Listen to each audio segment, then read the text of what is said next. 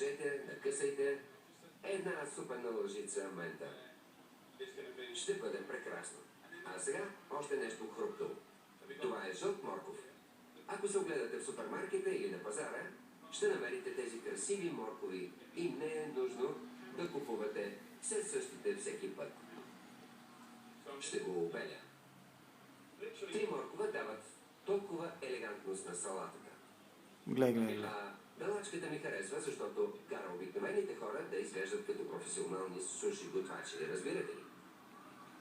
Ще продължа да беля морковите. И този лилаво-оранжев. За дресинга искам да ползвам 4-5 лъжици зехтин екстра върджен. Хайде вътре. А после малко, около 200 лъжици. Какво, оцет ли служи? И половин лимон. Ще го изтискам през пръстите си. И бати якото. Щипка сол. Вътре и пипер. Морска сол. Вземете една лъжичка. Нара го изтупа през пръстите. Трябва да е добре. Сладко кисело. Вкусът е. Имам салатата, студена, хрупкава и вкусна. Не искам да го вкусявам още. Имам дресинг и ще го оставя да чака на масата. Гледай. Изминали са около 20 минути и салатата е готова. Крутоните стават златисти във фурната, плодовете изглеждат прелесно. Сега мога да завърша патешкото. Това месо е готово. Извадете го и го сложете на дъската. Гледай.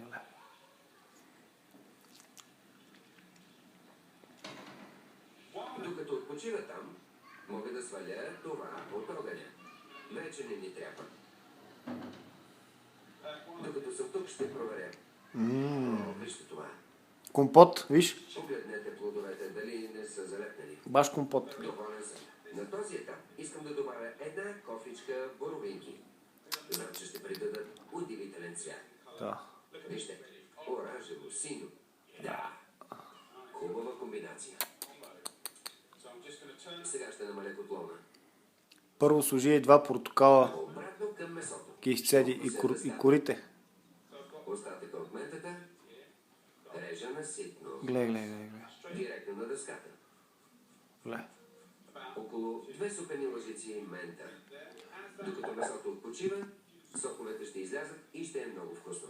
Не искаме да ги хабим. С ментата искаме малко чили. Нарежете на дребно чилито. Освен това, накълцайте чилито С ментата. Вече е ситно. Издърпайте тази част. Гледай. Ще я запазя за поръсване. А тук отива половин лимон. Това с малко хубав зехтин. Поръсете цялата дъска. Браво. Разсипник. Щипка сол. Щипка пипер. Разбъркайте ги. Сега взимаме патешкото. Не получаваме вкусно готово. Трябва да го заслужим. Виждате ли? Всичко, което излиза, това е златото. Така че оваляйте патешкото, докато е още горещо. Вземете един остър нож и правете дълги движения. И нарежете месото.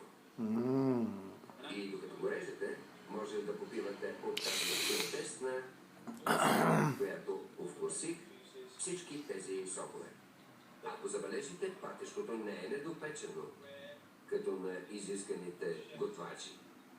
Просто ми е омръзнало. Омръзнало ми е готвачите да правят недопечено месо, защото мисля, че това трябва да едем. Малко повечето готвене, според мен, му дава дълбочина на вкуса. И това ми харесва. На съпругата ми също. И на мене. Хубавото да го готвите сами е, че по ваш вкус. Готово. Сега отделете малко време да го овкусите в себе си. Супите му сокове. Раздвижете ги. Вижда се как соковете излизат. Вземете кротоните, в които сте вложили любов и грижа. Чуйте, цвъртят. Вземете тези идеални кротони. И виждате ли сока? Сложете кротоните и вижте как го попива. Сок в кротон. Филик. Печена. Създаваме малък пент.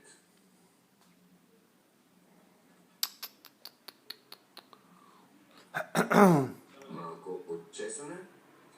И, за да го изтискаме до последно, раздвижете от носа. Виждате ли този сок? Не му давайте да избяга. Няма. Нека попият всичко. За това става въпрос. Добре. Сега чилито и ментата от височина. Поръсете цялата дъска. Бъдете смели. И за последно, зехтин. Ба. Това ястие е триумф. Колосален вкус. Готово. Красота. Хрупкава кожа, розово патешко.